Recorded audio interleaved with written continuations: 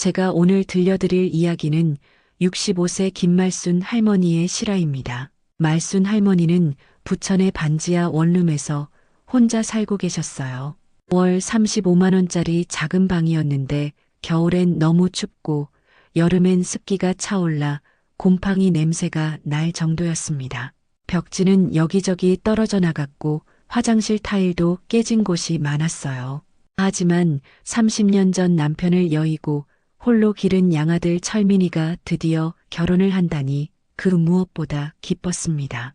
철민이는 말순 할머니가 유일하게 자랑할 수 있는 보물이었거든요. 철민이는 대학도 장학금으로 나왔고 지금은 작은 회사지만 성실하게 다니고 있었어요. 말순 할머니가 새벽 5시부터 일어나 시장에서 야채 장사를 하며 뒷바라지한 보람이 있었죠. 손이 거칠어지고 허리가 아픈 것쯤은 아무것도 아니었습니다. 철민이만 잘 되면 그것으로 충분했어요. 상견례 얘기가 나왔을 때 말순 할머니는 며칠 밤을 설쳤습니다. 상대방 부모님들이 어떤 분들일지 우리 철민이를 좋게 봐주실지 걱정이 태산 같았어요. 철민이 여자친구 은혜 씨는 대학병원 간호사라고 했는데 분명 좋은 집안 출신일 거라는 생각에 마음이 무거웠습니다. 상견례 장소는 강남의 궁중한 정식 미소담이라는 고급 한정식집이었습니다. 철민이가 조심스럽게 말해주는데 한 끼에 15만 원은 좋게 나올 것 같은 곳이라고 했어요. 은혜 씨 쪽에서 정한 곳이라고 했는데 말순 할머니는 그 말을 듣고 한동안 말을 잃었습니다. 15만 원이면 자신의 한 달 생활비와 맞먹는 돈이었거든요. 말순 할머니는 며칠 전부터 뭘 입고 갈지 고민했어요. 옷장을 아무리 뒤져봐도 변변한 옷이 없었습니다. 결국 동대문 시장까지 나가서 정장을 사기로 했어요. 상인 아저씨가 처음엔 7만 원이라고 했는데 말순 할머니가 손자 결혼식에 입을 옷이라고 사정하니 5만 원에 팔아줬습니다. 그래도 한 달 용돈의 절반이 날아간 셈이었죠. 검은색 정장은 그럭저럭 괜찮아 보였지만 옷감이 좀 뻣뻣하고 안감이 거칠었어요. 그래도 나름 정성스럽게 차려입고 머리도 동네 미용실에서 2만 원 주고 손질을 받았습니다. 미용사 아줌마가 특별히 신경 써서 해줬다고 했는데 거울을 보니 그래도 좀 나아 보였어요. 하지만 가장 큰 문제는 교통비였습니다. 집에서 강남까지 가는데 지하철로 가면 1시간 반이 걸리고 버스로 가려면 2번은 갈아타야 했어요. 택시는 엄두도 못 낼 금액이었고요. 말순 할머니는 버스비를 아끼려고 평소보다 1시간 일찍 집을 나서서 한 정거장씩 걸어가며 시간을 맞췄습니다. 구두도 문제였어요. 10년 전에 아들 취업 면접 때 사준 것인데 굽이 다 닳아서 걸을 때마다 딱딱 소리가 났어요. 다리도 아프고 발가락도 아팠지만 참았습니다. 새 구두 살 여유는 없었거든요. 지하철을 타고 가면서도 마음이 편치 않았어요. 주변 사람들의 옷차림을 보니 자신이 너무 초라해 보이는 것 같았습니다. 젊은 여자들은 다들 예쁜 옷을 입고 있었고 중년 부인들도 품이 있어 보였어요. 말순 할머니는 괜히 움츠러들었습니다. 강남역에 내려서 미소담을 찾아가는 길도 쉽지 않았어요. 처음 와보는 곳이라 길을 몰라서 몇 번이나 물어봤습니다. 지나가는 사람들이 친절하게 알려줬지만 걸어가는 동안 다리가 더 아파왔어요. 그래도 철민이를 위해서라면 이 정도야 참을 수 있었습니다. 미소담에 도착했을 때 말순 할머니는 입구에서 한참을 망설였어요. 유리문 너머로 보이는 실내는 마치 드라마에서나 보던 화려한 곳이었거든요. 천장도 높고 인테리어도 고급스러웠습니다. 한복을 입은 직원이 정중하게 90도로 인사를 하며 안내를 해주는 모습에 말순 할머니는 괜히 기가 죽었어요. 들어가기 전에 화장실에서 거울을 한 번 더 봤습니다. 머리도 다시 손으로 만져보고 옷의 주름도 펴봤어요. 그래도 뭔가 부족해 보였지만 어쩔 수 없었습니다. 심호흡을 한 번 크게 하고 나서야 예약된 방으로 향했어요. 예약된 방으로 들어가니 이미 철민이가 와 있었습니다. 아들의 얼굴에서 긴장한 기색이 역력했지만 말순 할머니를 보자 안심하는 표정을 지었어요. 철민이도 평소보다 깔끔하게 차려입었는데 정장이 잘 어울렸습니다. 말순 할머니는 대견하면서도 마음이 찡했어요. 곧이어 은혜 씨가 들어왔는데 정말 예쁘고 단정한 아가씨였어요. 옷차림도 세련되고 화장도 자연스럽게 잘해서 품이 있어 보였습니다. 간호사라고 했는데 말투도 고우고 예의도 바른 것이 철민이가 정말 좋은 사람을 만났구나 싶었어요. 은혜 씨가 정중하게 인사를 드리자 말순 할머니도 어색하게나마 받았습니다. 세 사람이 앉아서 잠깐 대화를 나누는데 은혜 씨가 참 착하고 밝은 성격이었어요. 말순 할머니에게도 편하게 대해줘서 마음이 놓였습니다. 철민이가 행복해하는 모습을 보니 무엇보다 기뻤어요.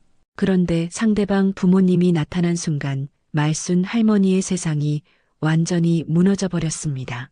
방문이 열리며 들어온 남자는 다름 아닌 34년 전 자신을 버리고 떠난 전 남편 박종철이었던 겁니다. 종철 씨는 값비싼 정장을 말끔하게 차려입고 있었어요.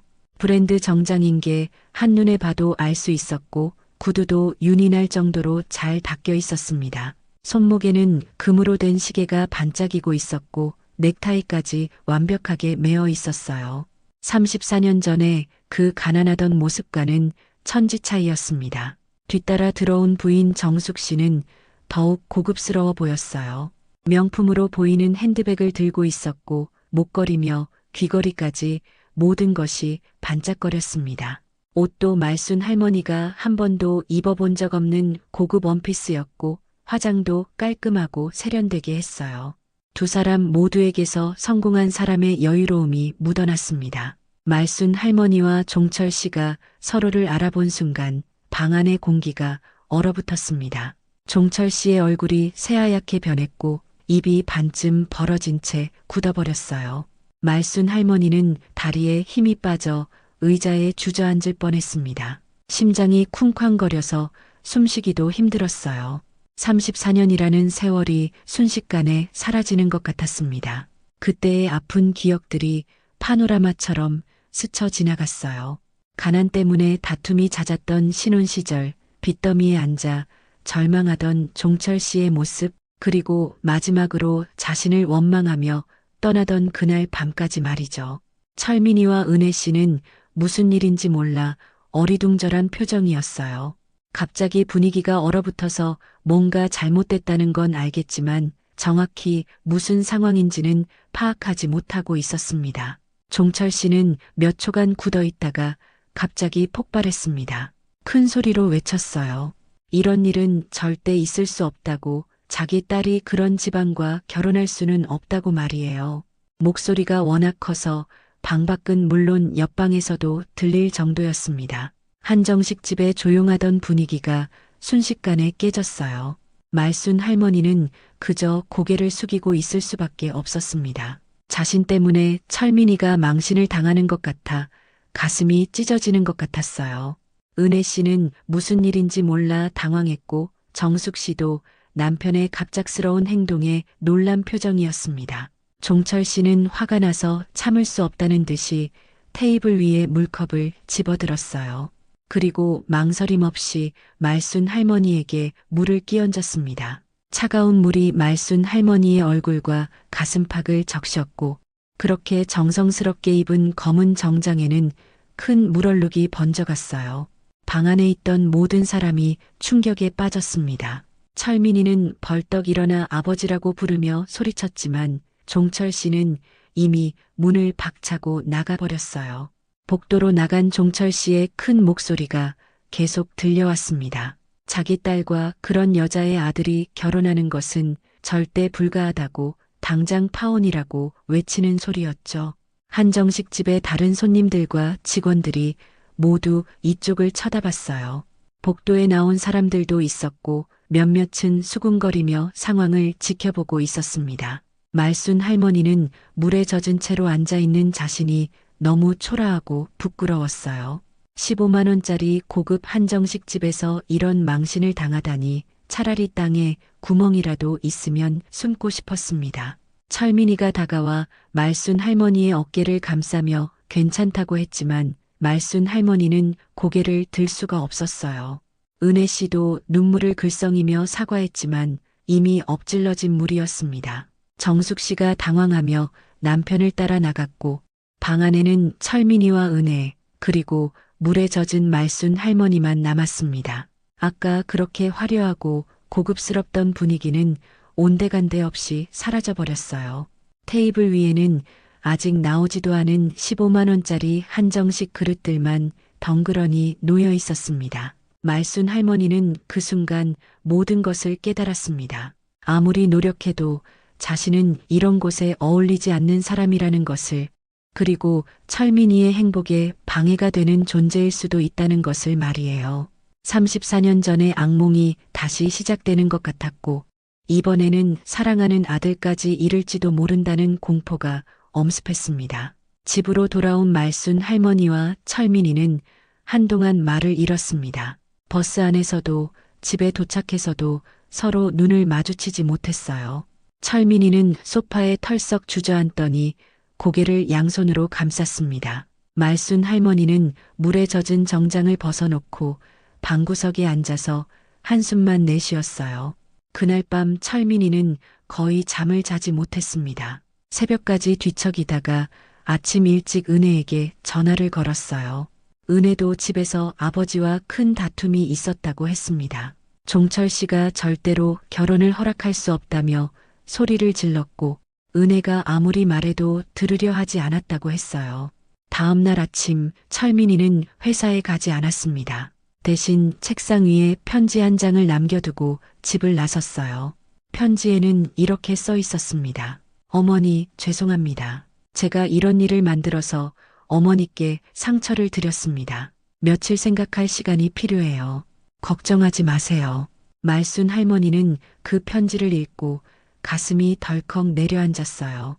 혹시 철민이가 잘못된 생각을 하는 건 아닌지, 자신 때문에 아들이 힘들어하는 게 아닌지 걱정이 태산 같았습니다. 전화를 걸어도 받지 않았고 문자를 보내도 답이 없었어요. 그런데 그날 오후 3시경 천안의 당국대병원에서 전화가 왔습니다. 철민이와 은혜가 교통사고를 당해서 응급실에 실려왔다는 소식이었어요. 간호사가 말하길 승용차가 가드레일에 부딪혀서 두 사람 모두 의식을 잃었다고 했습니다. 특히 철민이는 머리를 다쳐서 상태가 심각하다고 했어요. 말순 할머니는 그 순간 온몸에 힘이 빠졌습니다. 전화기를 떨어뜨릴 뻔했고 다리가 후들거려서 의자에 주저앉았어요. 30년 동안 키운 아들이 자신의 전부인 철민이가 죽을지도 모른다는 생각에 세상이 캄캄해졌습니다. 부랴부랴 천안으로 향하는 길, 말순 할머니는 기도만 했어요. 버스 안에서도 지하철을 갈아타면서도 계속 빌었습니다. 제발 철민이만은 살려달라고, 자신이 대신 아프겠다고 말이에요. 평소에 절에도 교회도 잘 안 다녔지만 그날만큼은 간절히 기도했습니다. 당국대병원에 도착했을 때는 이미 해가 저물고 있었어요.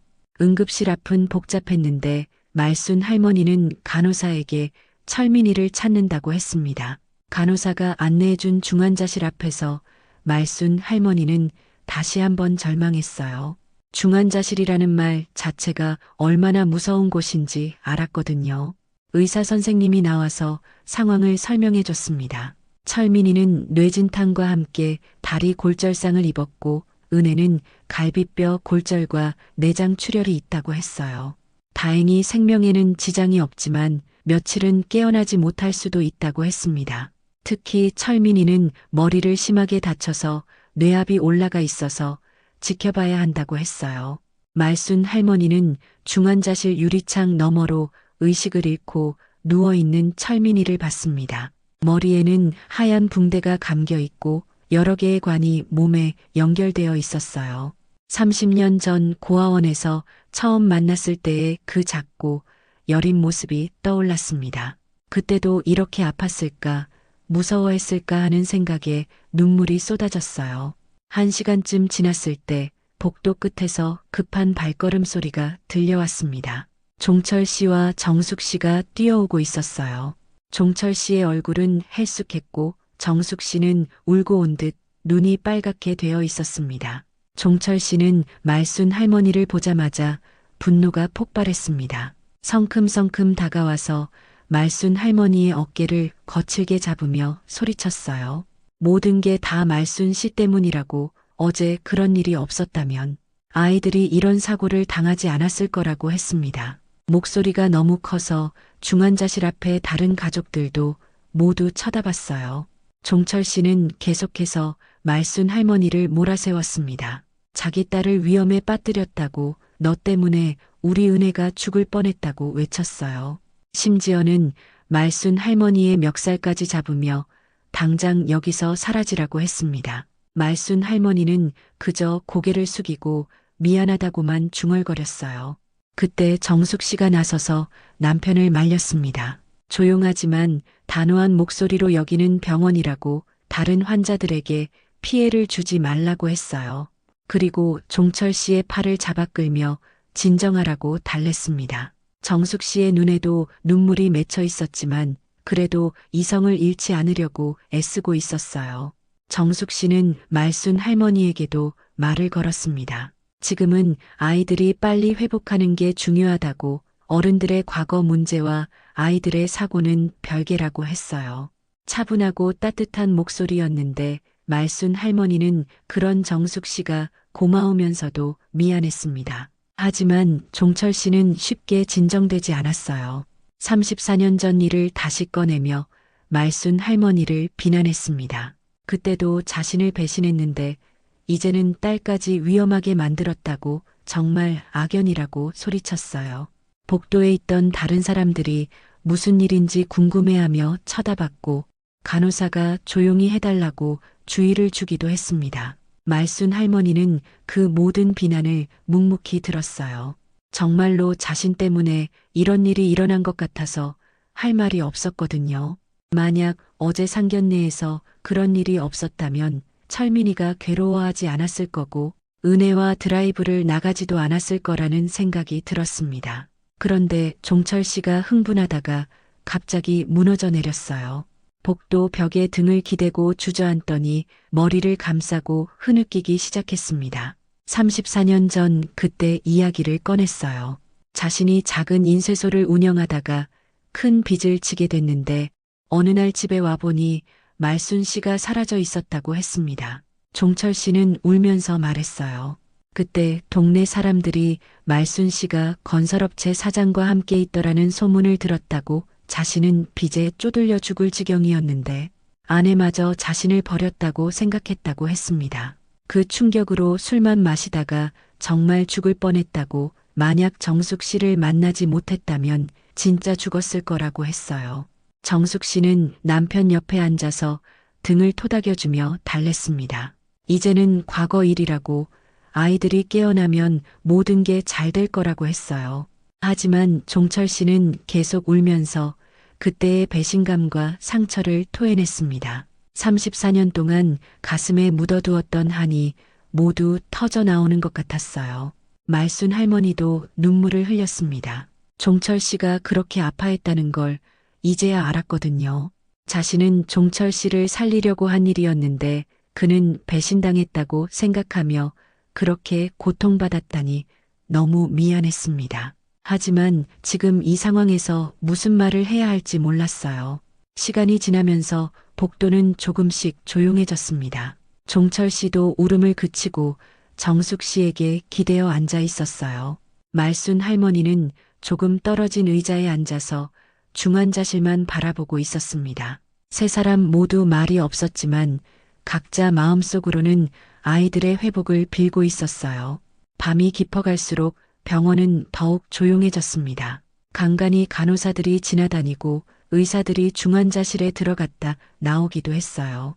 말순 할머니는 한 번도 자리를 떠나지 않았습니다. 화장실 갈 때도 정숙 씨에게 부탁해서 철민이를 지켜봐 달라고 했어요. 새벽 2시쯤 되어서야 의사가 나와서 다행히 두 환자 모두 안정화됐다고 알려줬습니다. 철민이의 뇌압도 내려갔고 은혜의 내장 출혈도 멈췄다고 했어요. 아직 의식은 돌아오지 않았지만 위험한 고비는 넘겼다고 했습니다. 그 소식을 듣고 세 사람 모두 안도의 한숨을 쉬었어요. 종철 씨도 처음으로 말순 할머니를 쳐다봤는데 어제와는 다른 눈빛이었습니다. 아직 적대적이긴 했지만 그래도 같은 걱정을 하는 부모의 마음은 통하는 것 같았어요. 정숙 씨가 말순 할머니에게 다가와서 고생했다고 인사했습니다. 밤새 함께 기다려줘서 고맙다고 내일 아침에 다시 와서 아이들 상태를 확인해 보자고 했어요. 말순 할머니는 고개를 끄덕이며 정숙 씨의 배려에 감사했습니다. 하지만 종철 씨는 여전히 차갑게 말했어요. 아이들이 깨어나면 결혼 얘기는 없던 일로 하겠다고, 더 이상 서로 만날 일이 없도록 하겠다고 했습니다. 말순 할머니는 아무 대답도 하지 못했어요. 철민이만 무사하다면 그것만으로도 감사했거든요. 집으로 돌아가는 새벽길, 말순 할머니는 버스 안에서 곰곰 생각했습니다. 정말로 자신이 철민이의 행복에 방해가 되는 건 아닌지, 이번 사고도 결국 자신 때문인 건 아닌지 자책했어요. 하지만 한편으로는 종철 씨의 상처도 이해가 됐습니다. 34년 전 진실을 모른 채 그렇게 아파했을 그의 마음을 생각하니 마음이 아팠어요. 이제 철민이가 깨어나면 모든 걸 정리해야 할 것 같았습니다. 진실을 말해야 할지 아니면 그냥 조용히 물러나야 할지 고민이 깊어갔어요. 하지만 무엇보다 중요한 건 철민이와 은혜의 회복이었습니다. 그것만이 지금 말순 할머니가 바랄 수 있는 전부였어요. 이틀 후 철민이와 은혜가 의식을 되찾았습니다. 다행히 큰 후유증은 없을 것 같다고 의사가 말했어요. 하지만 두 사람 모두 며칠 더 입원해서 관찰해야 한다고 했습니다. 말순 할머니는 그 소식을 듣고 얼마나 안도했는지 몰라요. 밤새 기도한 보람이 있었던 것 같았습니다. 그런데 정숙 씨가 말순 할머니에게 제안을 했어요. 병원 근처 카페에서 조용히 대화를 나누자고 했습니다. 아이들이 안정되었으니 이제 어른들끼리 얘기할 시간이 필요하다고 했죠. 말순 할머니는 망설였지만 정숙 씨의 따뜻한 눈빛을 보고 고개를 끄덕였어요. 병원 1층에 있는 작은 카페였는데 조용하고 아늑한 곳이었습니다. 정숙 씨가 커피를 사오는 동안 말순 할머니는 떨리는 마음을 진정시키려 했어요. 34년 동안 아무에게도 말하지 못했던 진실을 이제 꺼내야 할 때가 온 것 같았습니다. 종철 씨는 처음엔 말순 할머니와 마주 앉기를 거부했어요. 하지만 정숙 씨가 아이들을 위해서라도 이 문제를 정리하자고 설득했습니다. 결국 종철 씨도 마지못해 카페 테이블에 앉았는데 여전히 차가운 표정이었어요. 정숙 씨가 먼저 입을 열었습니다. 지금까지 남편에게서 들은 이야기로는 이해되지 않는 부분이 많다고 했어요. 34년 전 일이 정말 배신이었는지 아니면 다른 사정이 있었는지 궁금하다고 했습니다. 그리고 말순 씨의 입장에서도 한번 들어보고 싶다고 했어요. 말순 할머니는 한참 동안 말이 나오지 않았습니다. 커피잔을 두 손으로 감싸고 있는데도 손이 덜덜 떨렸어요. 34년 전 그때의 일을 다시 떠올리는 것만으로도 가슴이 아팠습니다. 하지만 이제는 말해야 할 때라는 걸 알았어요. 드디어 말순 할머니가 입을 열었습니다. 목소리가 떨렸지만 천천히 진실을 털어놓기 시작했어요. 34년 전 종철 씨의 인쇄소가 부도 위기에 처했을 때 고리대 금업자들이 매일 집에 찾아왔다고 했습니다. 처음엔 돈만 달라고 했는데 나중엔 협박이 심해졌어요. 그 사람들은 종철 씨가 돈을 못 갚으면 다리를 부러뜨리겠다고 했고 심지어 죽여버리겠다고까지 했다고 해요. 말순 할머니는 그때 너무 무서웠습니다. 정말로 남편을 잃을까봐 밤잠을 이루지 못했어요. 종철 씨는 매일 술만 마시며 절망하고 있었고 빚은 점점 늘어만 갔습니다. 그때 동네 건설업체를 하는 장태준이라는 사람이 나타났어요. 장태준은 말순 할머니에게 제안을 했습니다. 자신과 함께 살면 종철 씨의 빚을 모두 갚아주겠다고, 그리고 종철 씨를 건드리지 못하게 해주겠다고 했어요.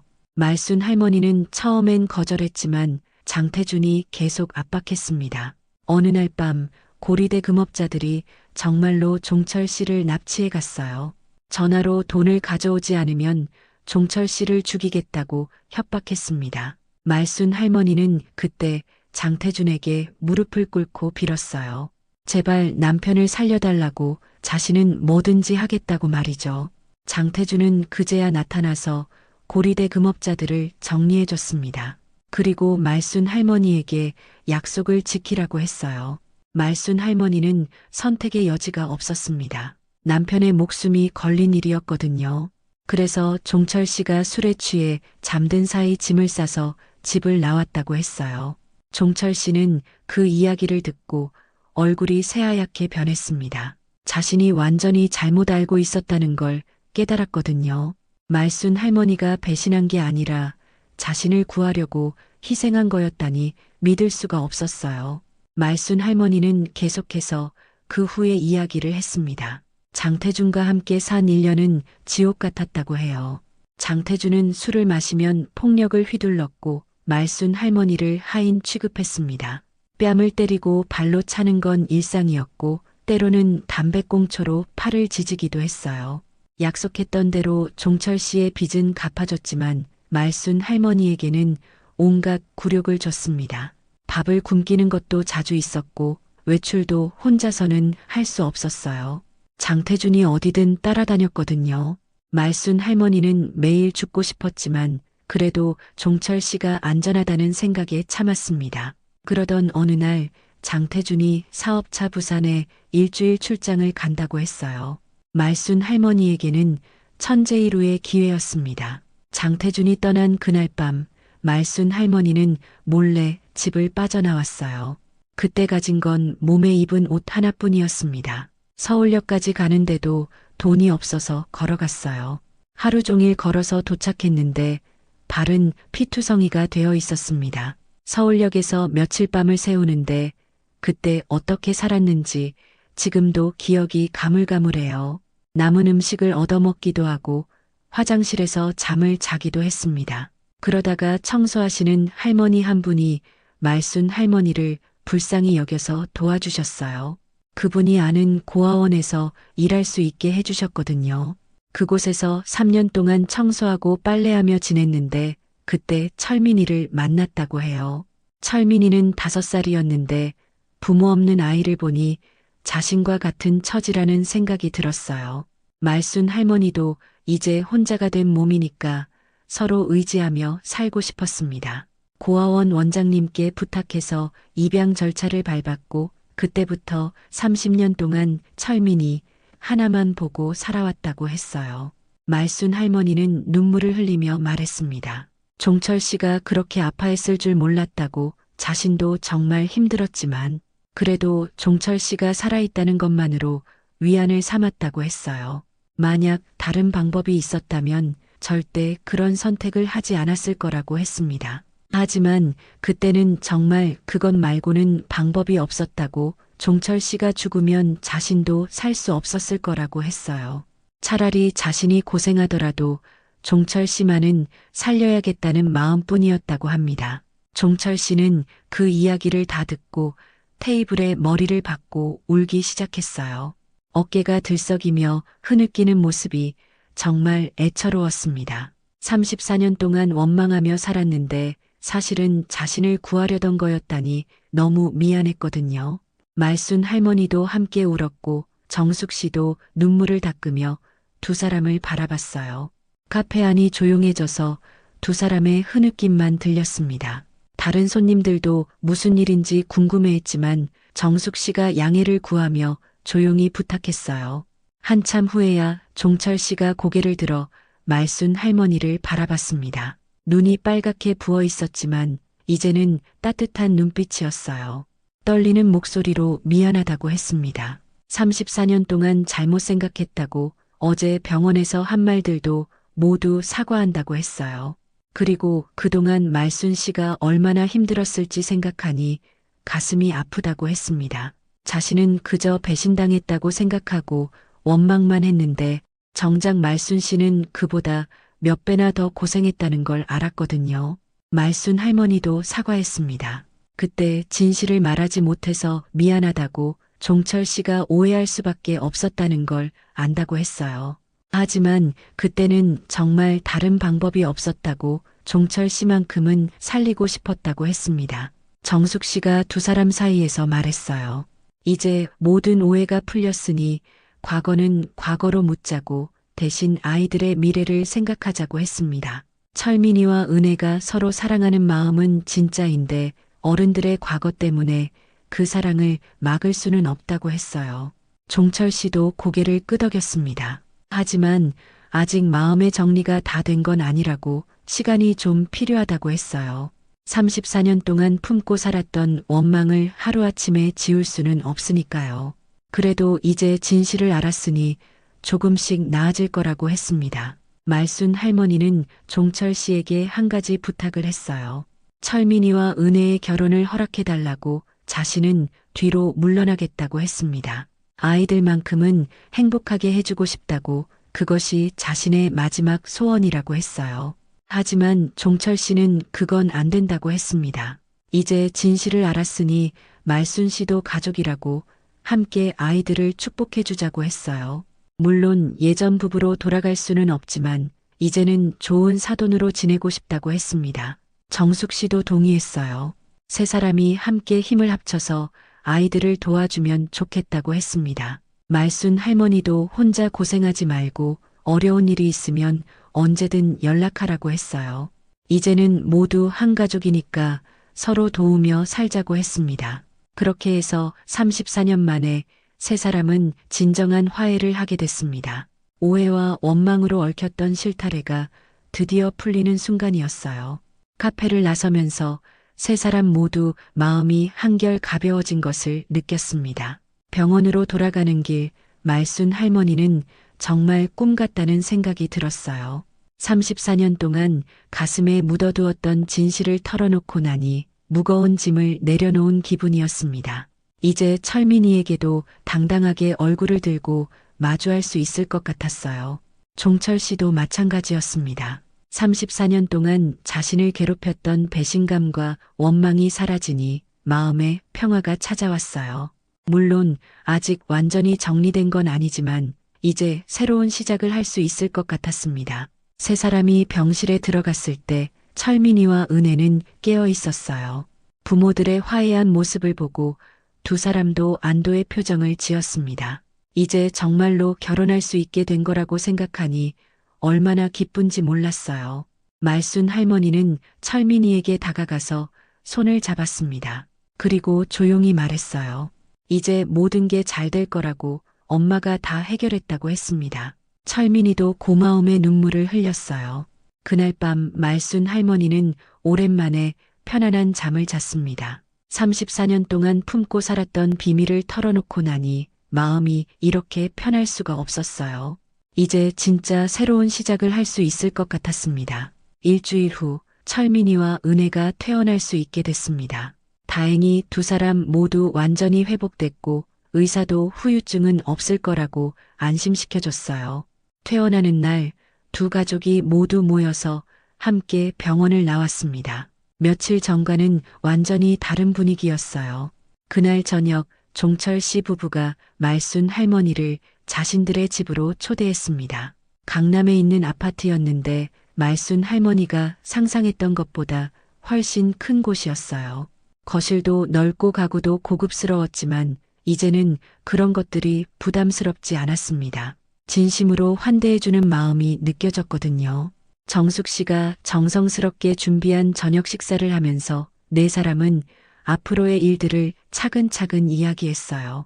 철민이와 은혜의 결혼 준비는 물론이고 두 집안이 어떻게 지내면 좋을지에 대해서도 얘기했습니다. 그때 철민이가 조심스럽게 말을 꺼냈어요. 자신에 대해 알고 있는 것들을 얘기하고 싶다고 했습니다. 말순 할머니는 처음엔 굳이 그럴 필요 없다고 했지만 철민이는 이제 가족이 된 만큼 모든 걸 투명하게 하고 싶다고 했어요. 철민이는 천천히 자신의 이야기를 시작했습니다. 고아원에서 말순 할머니를 만나기 전 자신의 생부에 대해 들었던 얘기를 꺼냈어요. 고아원 원장님이 말해주신 것인데 생부의 이름이 이동현이었다고 했습니다. 1989년에 건설 현장에서 사고로 돌아가셨다고 했어요.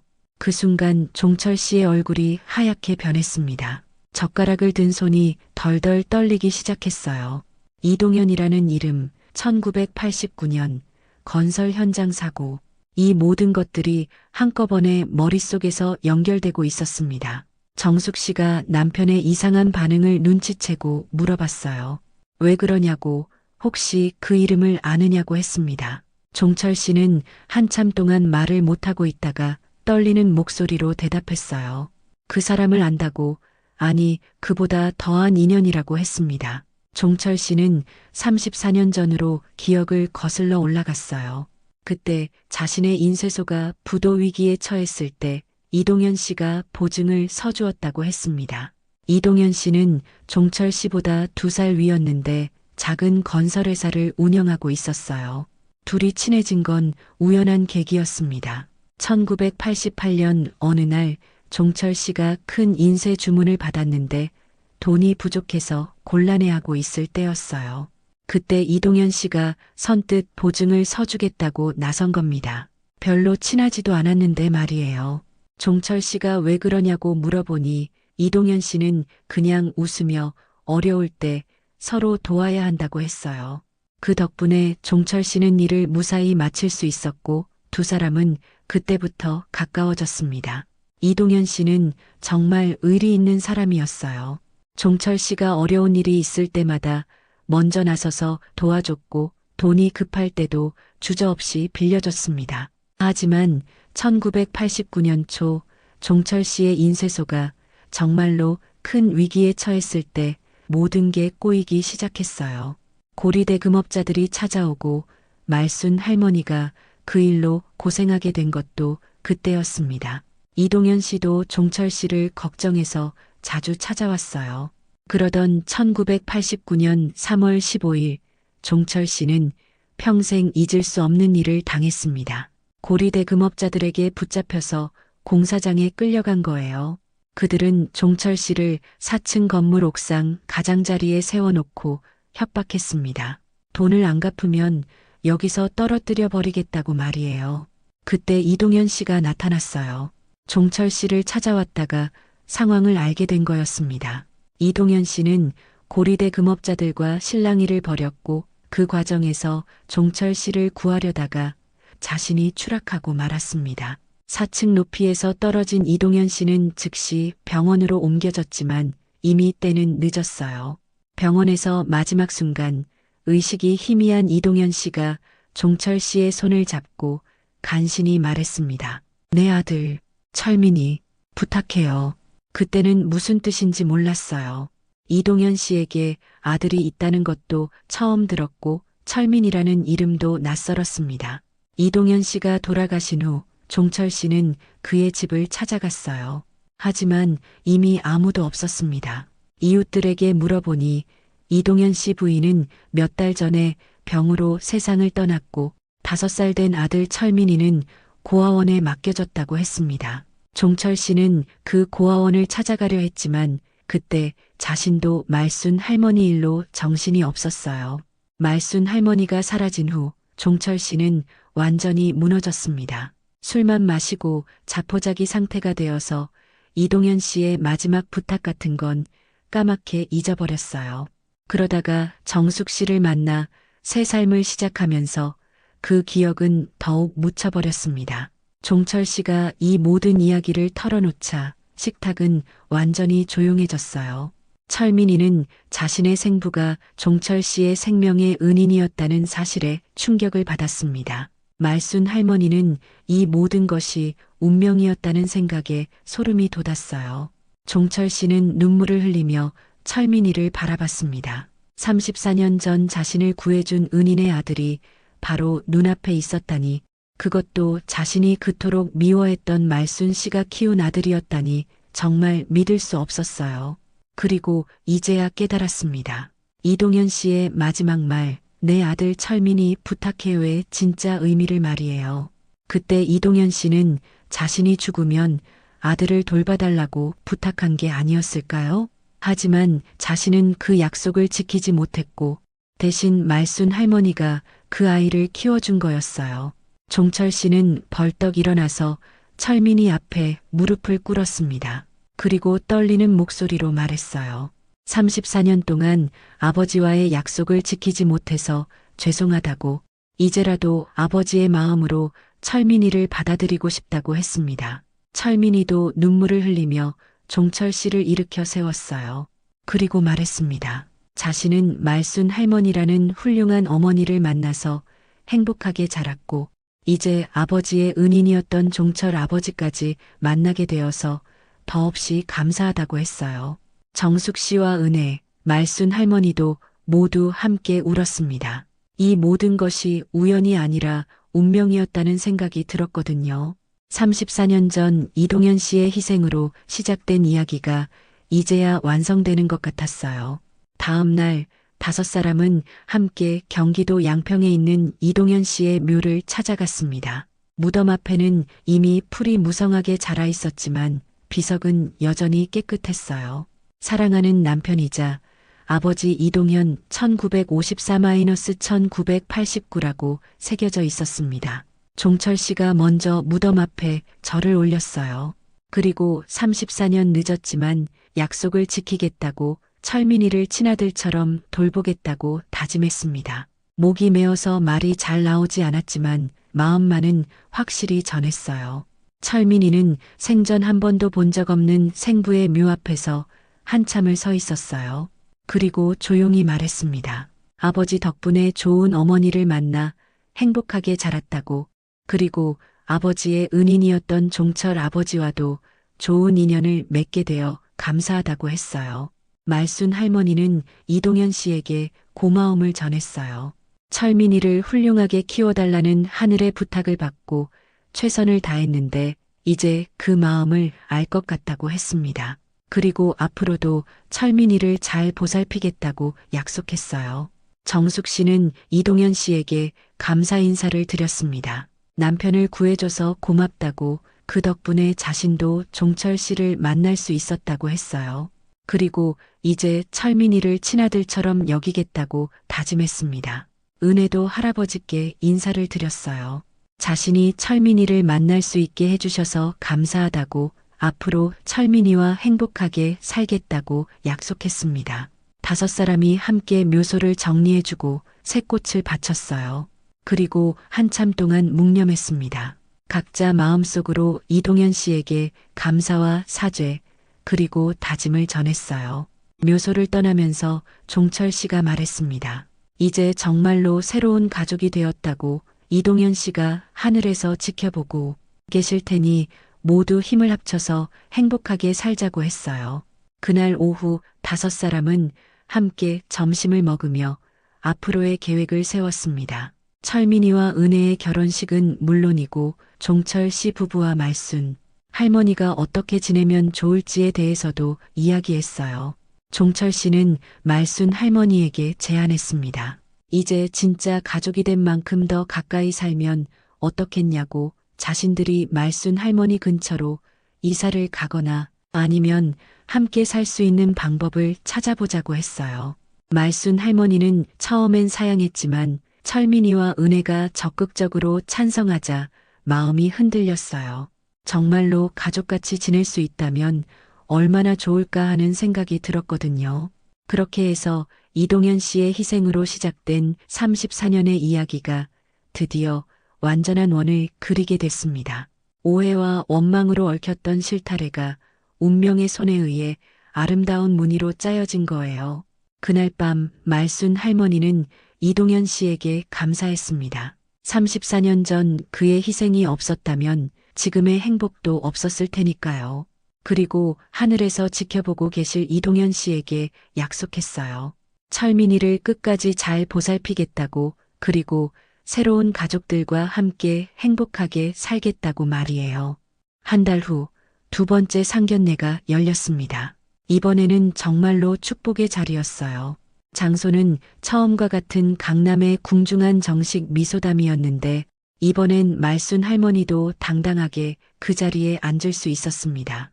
종철 씨가 직접 말순 할머니를 모시고 와서 정중하게 자리를 안내해 드렸어요. 그리고 모든 사람들 앞에서 공식적으로 말했습니다. 말순 할머니는 이제 자신들의 소중한 가족이라고 철민이의 어머니이자 자신의 평생 고마운 분이라고 했어요. 정숙 씨도 말순 할머니 옆에 앉아서 따뜻하게 대해 주었습니다. 그리고 두 사람은 이제 진짜 자매처럼 지내기로 약속했어요. 34년 전에 아픈 일들은 모두 잊고 앞으로는 아이들을 함께 돌보는 든든한 동지가 되기로 했습니다. 철민이와 은혜도 정말 행복해했어요. 부모님들이 이렇게 화목하게 지내는 모습을 보니 얼마나 기쁜지 몰랐습니다. 특히 철민이는 종철 씨가 자신을 친아들처럼 대해주는 것에 감동했어요. 그날 종철 씨는 말순 할머니에게 특별한 선물을 준비했습니다. 부천에 있는 말순 할머니의 반지하 원룸 근처에 깔끔한 투룸 아파트를 계약해 둔 거예요. 월세도 미리 1년치를 다 내놓았고 가전제품과 가구도 모두 새로 들여놓았습니다. 말순 할머니는 처음엔 그런 큰 선물을 받을 수 없다고 사양했어요.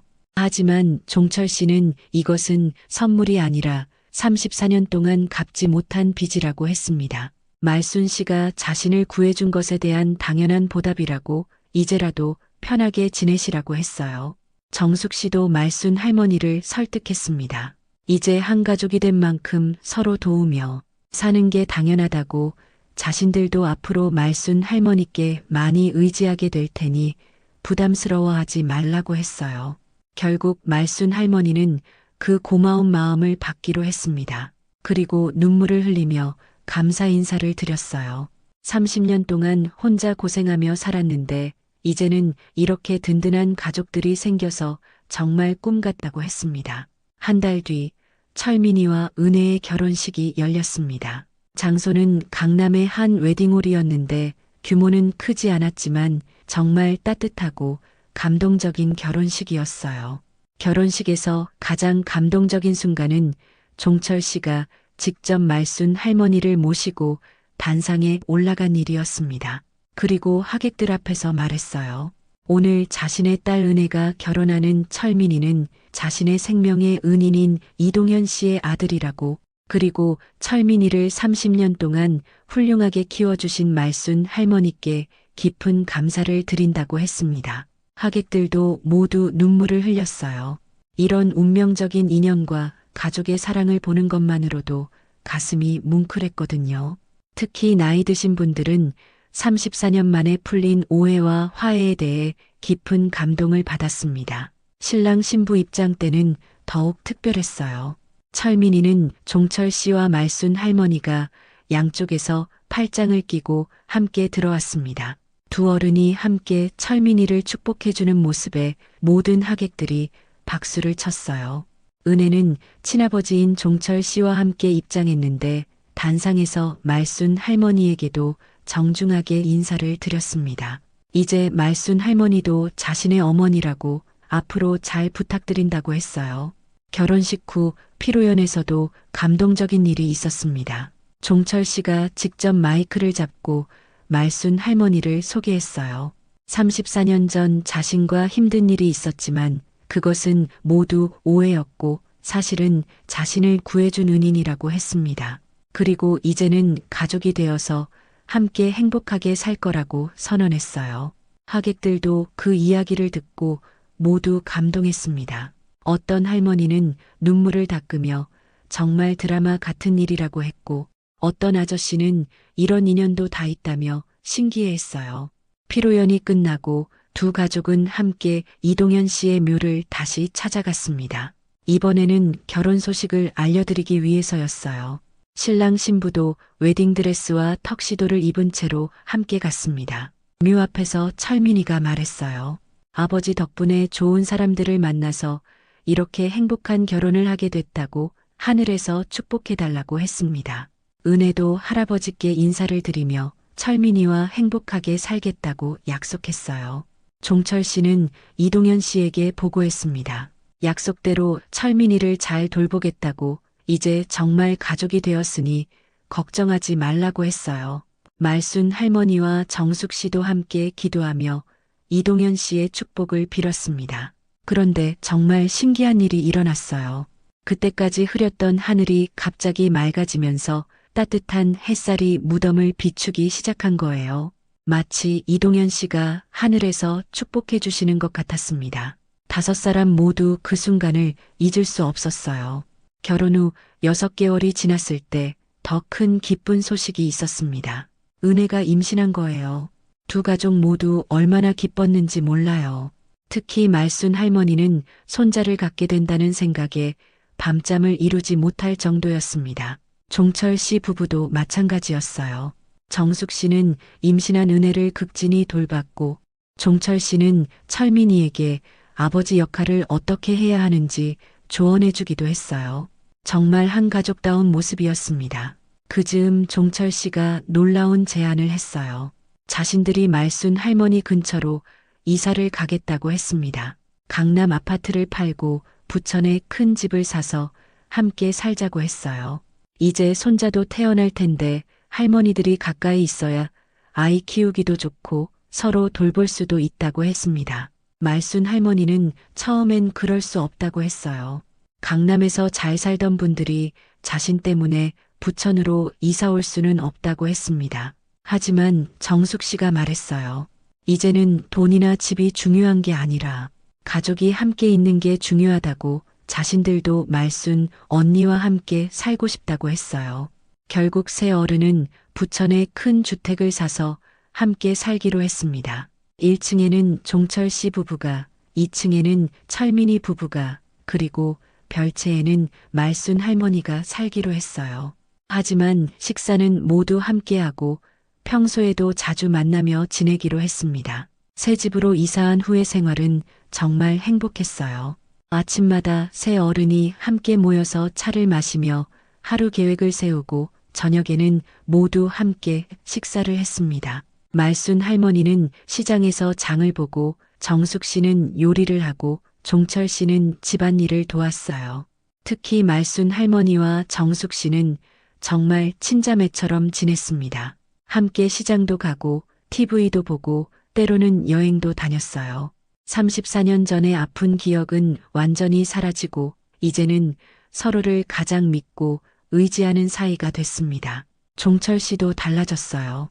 예전에는 일만 하던 사람이었는데 이제는 가족과 함께 보내는 시간을 가장 소중하게 여겼습니다. 철민이와 함께 골프도 치고 말순 할머니와는 바둑도 두며 지냈어요. 드디어 손자 민준이가 태어났습니다. 정말 건강하고 예쁜 아이였어요. 새할머니 할아버지는 번갈아 가며 아이를 돌봤는데 그 모습이 정말 보기 좋았습니다. 말순 할머니는 30년 만에 다시 아기를 돌보게 되어서 너무 행복했어요. 철민이를 키울 때의 기억이 떠올라서 눈물이 날 때도 있었지만 이번에는 혼자가 아니라 가족들과 함께라서 더욱 기뻤습니다. 종철 씨와 정숙 씨도 처음으로 손자를 보는 기쁨을 만끽했어요. 특히 종철 씨는 민준이를 보면서 이동현 씨를 많이 생각했습니다. 하늘에서 지켜보고 계실 은인에게 감사하다는 마음을 매일 가졌어요. 민준이가 돌이 되던 날 5사람은 다시 이동현 씨의 묘를 찾아갔습니다. 이번에는 증손자를 소개해드리기 위해서였어요. 말순 할머니가 민준이를 안고 묘 앞에 서서 말했습니다. 철민이가 이렇게 좋은 아내를 만나서 건강한 아들을 낳았다고 하늘에서 기뻐해달라고 했어요. 종철 씨도 이동현 씨에게 보고했습니다. 약속대로 철민이를 잘 돌봤고 이제 증손자까지 얻게 됐다고 정말 감사하다고 했어요. 그리고 앞으로도 이 가족을 잘 지키겠다고 다짐했습니다. 그날 민준이가 묘 앞에서 처음으로 걸음마를 했어요. 아직 13개월밖에 안 됐는데 혼자서 몇 걸음을 걸어온 거예요. 모두들 깜짝 놀라면서 기뻐했는데 마치 이동현 할아버지가 손자에게 힘을 주신 것 같았어요. 그로부터 3년이 지났습니다. 민준이는 이제 4살이 되어서 재롱도 많이 부리고 말도 제법 잘하게 됐어요. 새할머니 할아버지는 민준이를 중심으로 더욱 화목하게 지냈습니다. 말순 할머니는 이제 70세가 되었지만 여전히 건강했어요. 매일 민준이와 함께 놀아주고 옛날 이야기도 들려주며 행복한 나날을 보냈습니다. 30년 전 철민이를 키울 때의 고생은 이제 아련한 추억이 되었어요. 종철 씨와 정숙 씨도 마찬가지였습니다. 이제 70대가 된 두 사람은 서로를 더욱 아끼게 됐고 말순 할머니와도 진짜 가족처럼 지냈어요. 가끔 세 사람이 함께 여행도 다니고 민준이를 데리고 놀이공원도 갔습니다. 철민이와 은혜도 정말 행복했어요. 부모님들이 이렇게 화목하게 지내시는 덕분에 육아 스트레스도 없었고 서로 사랑하며 살 수 있었습니다. 가끔 철민이는 생부인 이동현 씨에게 감사하다는 마음을 가졌어요. 어느 날 저녁 온 가족이 모여서 저녁 식사를 하는데 민준이가 말했어요. 할머니, 할아버지들, 우리 가족이 세상에서 제일 좋아요. 그 말을 듣고 모두들 웃으면서 눈물을 흘렸습니다. 말순 할머니는 그날 밤 이동현 씨에게 감사했습니다. 34년 전 그의 희생이 없었다면 이런 행복도 없었을 거라고 정말 고맙다고 마음속으로 말했어요. 그리고 하늘에서 지켜보고 계실 이동현 씨에게 약속했습니다. 이 가족의 행복을 끝까지 지키겠다고 민준이도 훌륭하게 키우겠다고 말이에요. 지금도 이 가족은 행복하게 살고 있습니다. 오해와 원망으로 시작된 이야기가 사랑과 화해로 끝났고 운명이 만들어낸 기적 같은 가족이 탄생한 거예요. 여러분도 혹시 마음속에 풀리지 않은 매듭이 있으시다면 용기 내어 진실을 마주해 보세요. 때로는 우리가 가장 원망하는 사람이 사실은 우리를 가장 사랑했던 사람일지도 모르니까요. 그리고 진정한 사과와 용서가 있다면 어떤 상처도 치유될 수 있다는 것을 이 이야기가 보여주고 있습니다.